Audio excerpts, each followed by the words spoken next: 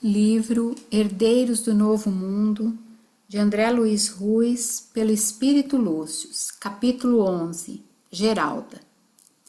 Depois de terem se surpreendido com as vibrações de Peixoto, que lhes forneceu amplo material para estudos e meditações, foi a vez de os dois visitadores espirituais acercarem-se de Geralda, trabalhadora da casa espírita que, em verdade, possuía pouca noção dos deveres espirituais e afetivos diante das coisas de Deus.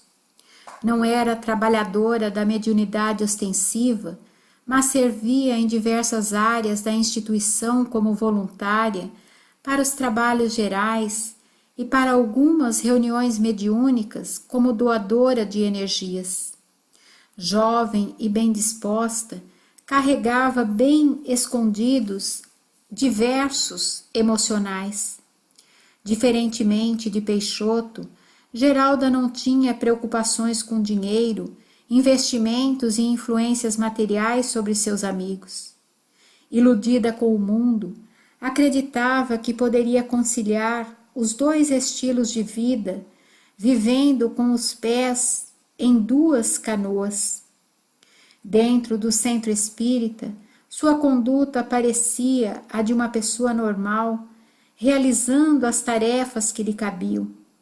No entanto, numa singela análise do seu padrão mental e vibratório, os trabalhadores do mundo invisível identificavam com muita facilidade suas preocupações reais, totalmente vinculadas às aparências do mundo. Seus pensamentos demonstravam seu apego à beleza física, às roupas e berloques que lhe serviam de ornamentos provocadores, estando sempre voltados para abre aspas, sua figura, fecha aspas, como ela mesma gostava de se qualificar, imaginando que o mundo era um palco no qual todas as pessoas se apresentavam, ostentando a melhor aparência com a qual conseguiria se fazer notar e ser admirada pelos outros, o que a fazia escolher roupas e posturas adequadas a ressaltarem as suas qualidades físicas de maneira mais chamativa. Geralda se esmerava em combinações de roupas, em trejeitos estudados, em observar as poucas pessoas e estabelecer julgamentos fulminantes sobre suas potenciais concorrentes, já que olhava para as mulheres como suas opositoras. Disciplinada nas aparências, jamais comentava essas ideias pessoais no interior da instituição, apesar de trazer a alma contaminada, como a de Peixoto, por sua ligação com as coisas de Mamon, preferindo-as em lugar de se vincular aos modos simples ensinados pelo Evangelho de Jesus.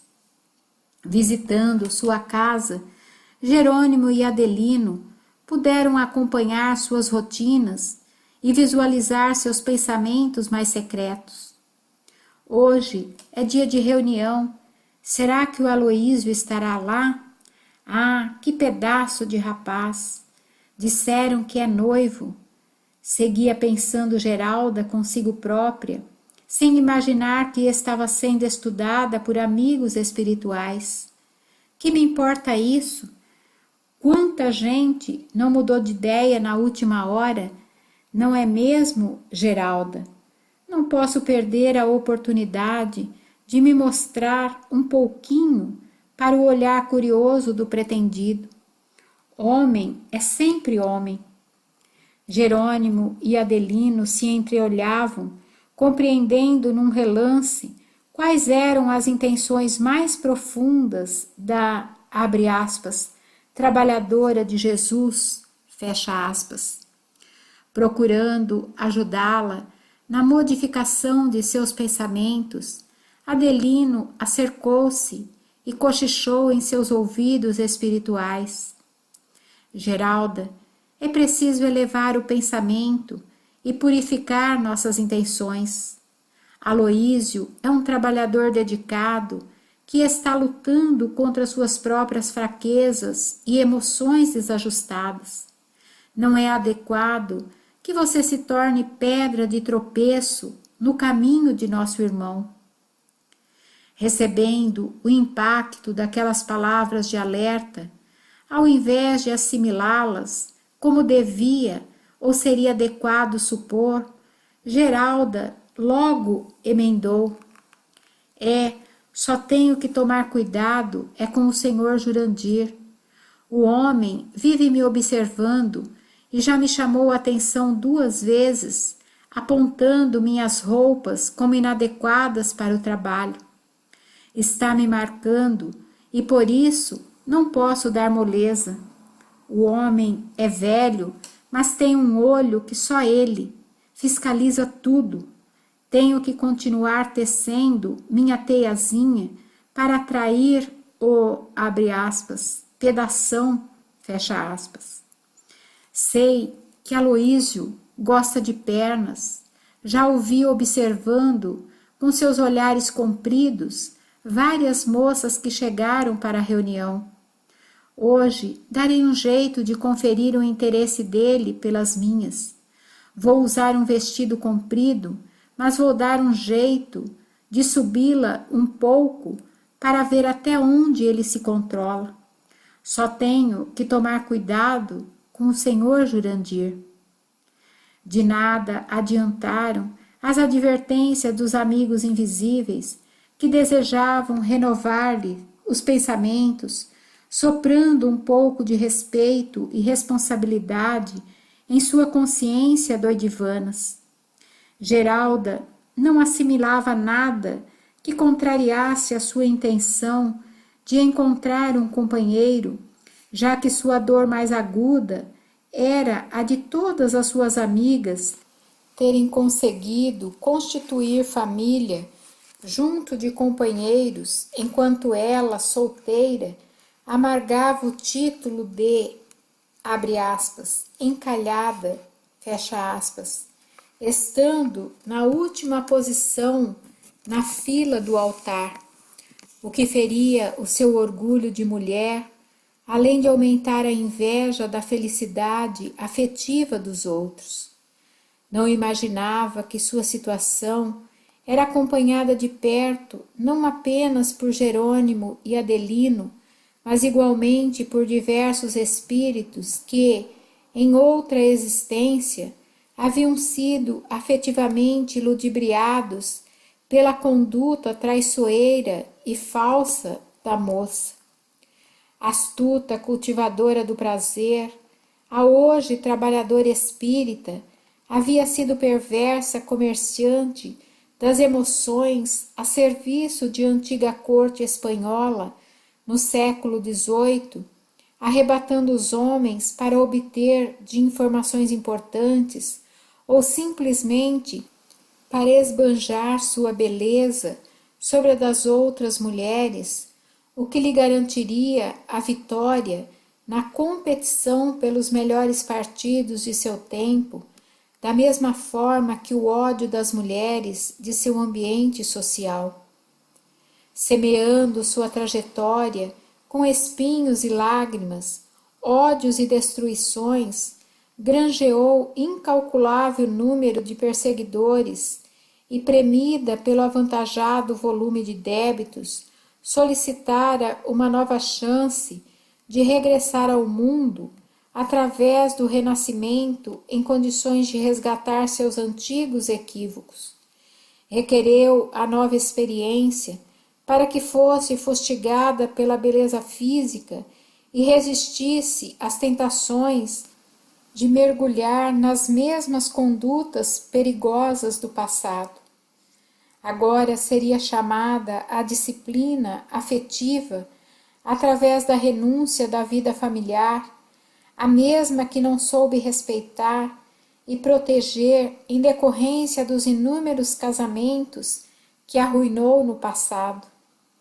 Renascera com o compromisso do isolamento afetivo, mas sem recordar-se dos verdadeiros motivos se revoltava por não conseguir companheiro sincero, precisando defender-se contra os muitos que desejavam usá-la sexualmente, aproveitando-se de seu corpo bem torneado. Sua solidão tinha raízes no passado, mas também sofria o assédio psíquico das almas que haviam sido prejudicadas por ela, que se empenhavam no afastamento dos possíveis candidatos ao matrimônio. Pelo mesmo motivo, tais entidades procuravam estimular os interesses masculinos, tocando-lhes a tecla do prazer e do desejo, insinuando em seus pensamentos a ideia de se aproveitarem da beleza física da jovem, frustrando-lhe o sonho da união. Candidatos a amantes havia por todo lado, mas voluntários para o casamento, nenhum. Ao saber que Aloísio era noivo, seu interesse se acendeu, porque isso indicava que se tratava de um rapaz disposto a assumir o relacionamento com o desejo de casamento.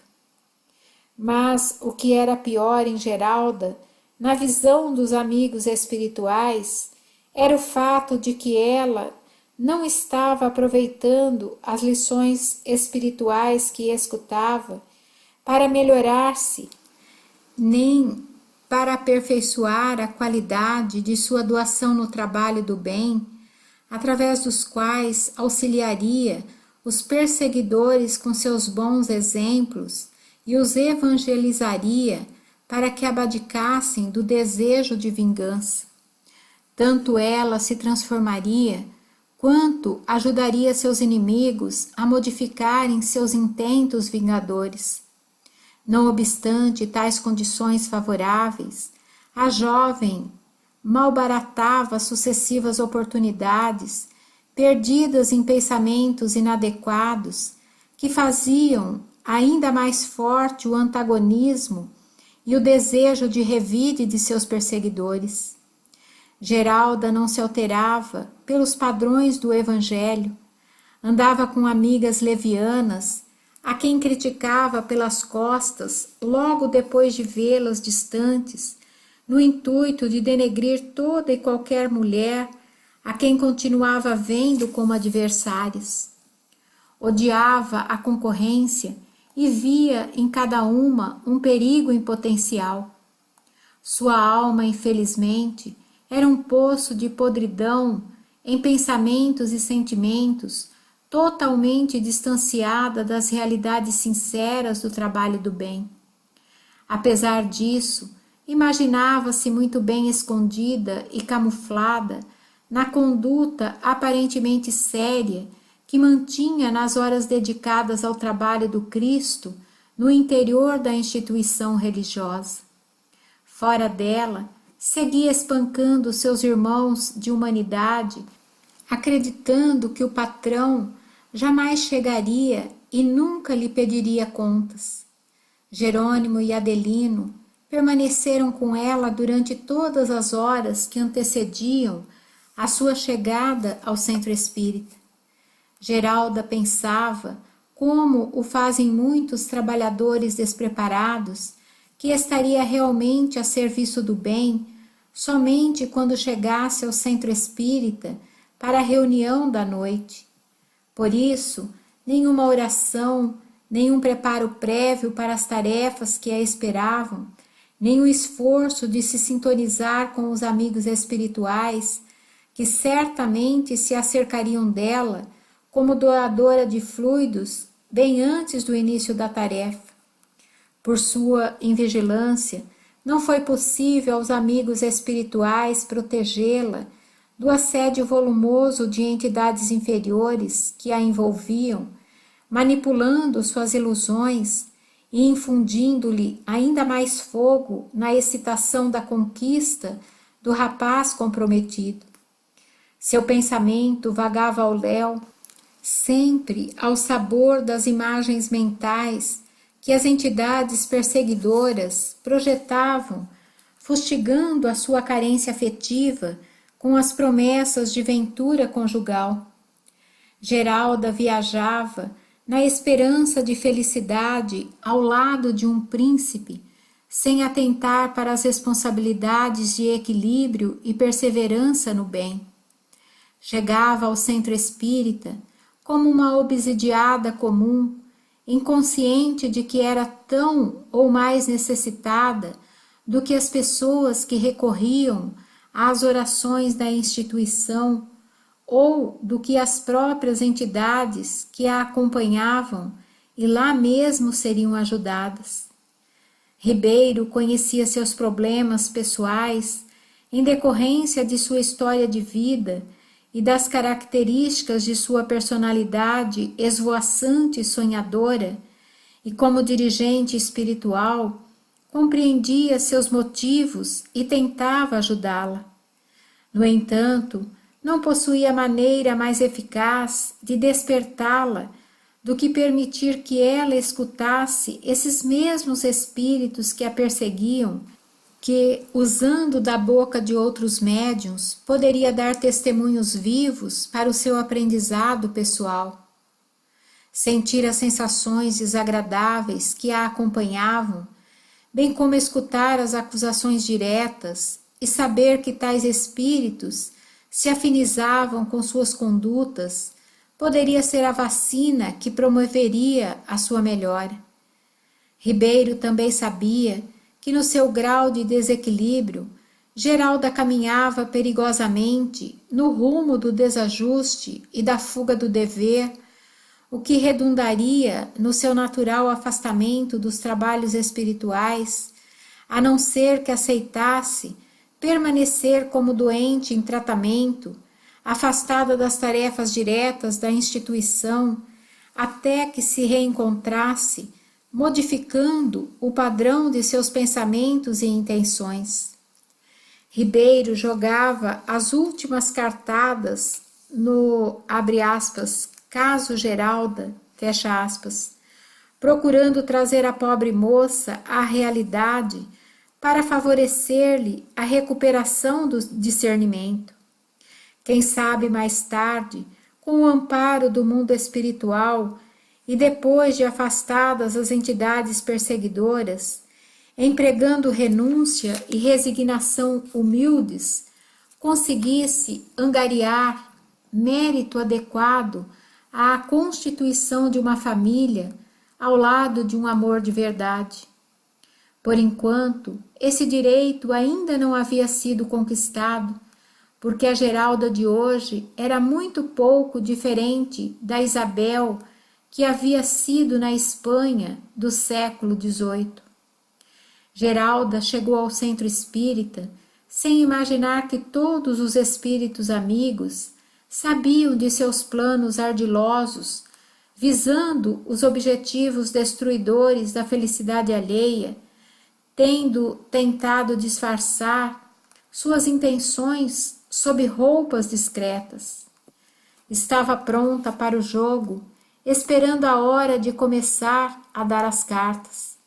Não tardou para que o horário se fizesse adequado ao início dos avisos, enquanto a pobre moça se inquietava com a ausência do bom partido que ainda não havia chegado.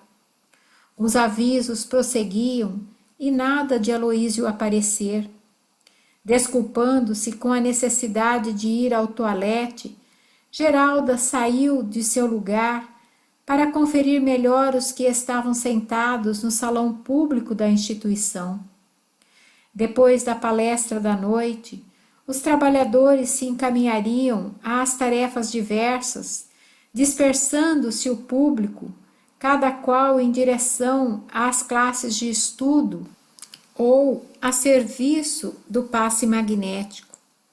Onde será que está o meu querido? Pensava agoniada. Não pode fazer isso comigo. Eu me arrumei toda para ele. Não poderei ficar sem encontrá-lo hoje. Ai, meu Deus, me ajude. Traga o Aloísio até mim. O tempo, no entanto, passava e o rapaz não aparecia. Geralda se irritava por dentro, mas sem perder a boa postura do lado de fora. Regressou ao lugar costumeiro e tentou acalmar-se, apesar de estar sempre de olho na porta de entrada do salão, fiscalizando cada um que chegava.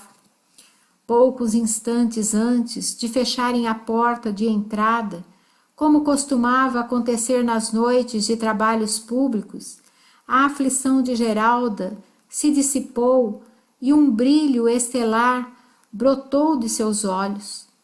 À porta do salão, finalmente, chegara o objeto de seu ardente desejo. Aloísio se posicionara na entrada para a alegria da emocionada pretendente. Geralda teve um sobressalto que a custo conseguiu conter. Seu coração disparou, suas mãos começaram a suar, sua respiração se tornou mais ofegante e todo o seu organismo reagia como uma máquina pronta para entrar em ação. Os espíritos amigos que a tudo acompanhavam mantinham-se apostos para ajudar em seu equilíbrio emocional e vibratório, já que estas emoções descontroladas poderiam ser muito prejudiciais ao andamento do tratamento fluídico que lhe era dispensado.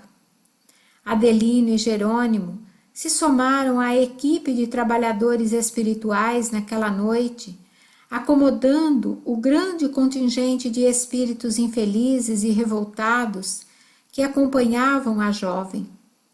Geralda, no entanto, nem de longe sonhava com o trabalho que estava dando aos seus protetores e aos servidores da casa. Só pensava em seu desejo de conquista, habilmente ocultado dos olhares dos vivos, mas cinematograficamente estampado nos olhares dos, abre aspas, mortos, fecha aspas. Ribeiro se aproximou dos outros servidores invisíveis da casa que estavam se ocupando dela e avisou: irmãos, estejam atentos, porque o choque maior vai acontecer daqui a alguns instantes. Mantenham-se atentos para que o desequilíbrio de Geralda possa ser contido de forma eficiente e sem maiores danos nervosos. Adelino e Jerônimo trocaram olhares indagadores, advertidos pela palavra prudente do diretor espiritual do grupamento, e elevaram-se em preces para que suas energias se mesclassem também às dos demais servidores devotados da casa espírita. Geralda, até aquele momento, era tomada pela emoção do reencontro com o ser cobiçado, da ilusão de conquistá-lo, da saudade reprimida, do desejo de mulher. Mal sabia ela, no entanto, que Ribeiro, buscando o tratamento de choque tão indispensável em casos como esse, e visando sua recuperação através da dor moral que desperta a alma, trabalhara no sentido de que naquela noite Aloísio comparecesse ao centro espírita, acompanhado pela primeira vez da noiva Márcia, moça de grande beleza e simpatia, rival muito superior à própria Geralda. Aloísio se mantinha à porta, aguardando a chegada da noiva, que havia se atrasado nas providências de desligar o telefone celular que carregava normalmente em sua bolsa. Foi somente aí que, abrindo passagem com cavalheiresco gesto, Aloísio permitiu que Márcia penetrasse o salão, endereçando-se ambos para cadeiras vazias que se encontravam mais ao fundo, de onde poderiam escutar a palestra da noite. Num átimo, Geralda se viu fulminada pela realidade. Suas esperanças estavam em choque, atingidas pelo duro golpe e transformadas numa mescla de ódio e inveja, carregando todo o seu potencial destrutivo numa saraivada de maus pensamentos, impropérios mentais, exortações chulas, promessas de vingança, num terrível descontrole próprio de quem, vivendo na superfície de si mesma, ainda não se habituara para as lutas reais do novo mundo contra o velho.